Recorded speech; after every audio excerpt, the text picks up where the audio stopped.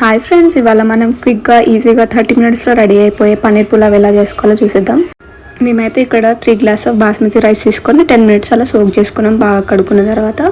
అలాగే పన్నీర్ పీసెస్ అనేది కట్ చేసి పెట్టుకొని ఒక కుక్కర్లో ఆయిల్ వేసి ఈ పన్నీర్ పీసెస్ని వేసి దాంట్లో కొద్దిగా ఉప్పు కారం వేసి దాన్ని బాగా కలుపుకొని లైట్ గోల్డెన్ బ్రౌన్ కలర్ వచ్చాక ఒక ప్లేట్లోకి ట్రాన్స్ఫర్ చేసుకున్నాము.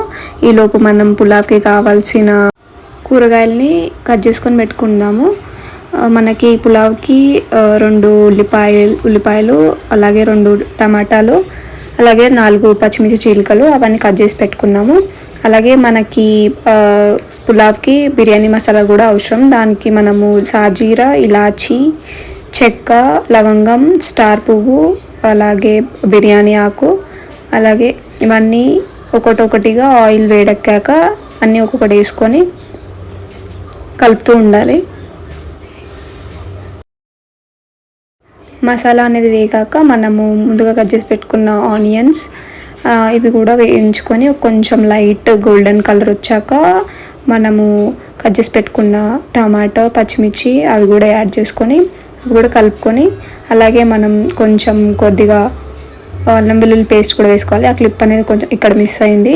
సో ఒక టేబుల్ స్పూన్ ఆఫ్ అల్లం వెల్లుల్లి పేస్ట్ అనేది కూడా యాడ్ చేసుకోవాలి. అలాగే కొంచెం కొత్తిమీర, పుదీనా కూడా వేసుకోవాలి.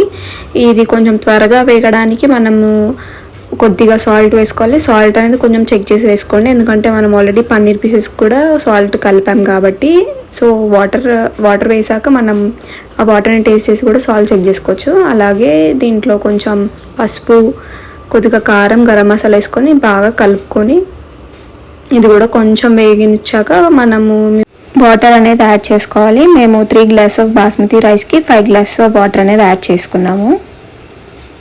ఇప్పుడు ఒకవేళ సాల్ట్ అనేది సరిపోకపోతే వాటర్ని టేస్ట్ చేసి, ఒకవేళ సరిపోకపోతే సాల్ట్ అనేది యాడ్ చేసుకోవచ్చు.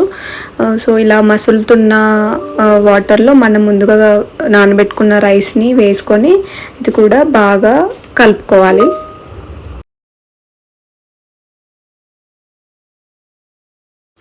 మనం ముందుగా ఆయిల్లో వేయించుకున్న పన్నీర్ పీసెస్ని కూడా ఒకసారి దీంట్లో వేసేసి 1 టేబుల్ స్పూన్ ఆఫ్ నెయ్యి అనేది కూడా యాడ్ చేసుకుంటే మనకి మంచి ఫ్రేగ్రెన్స్ అండ్ స్మెల్ కూడా మంచిగా వస్తుంది.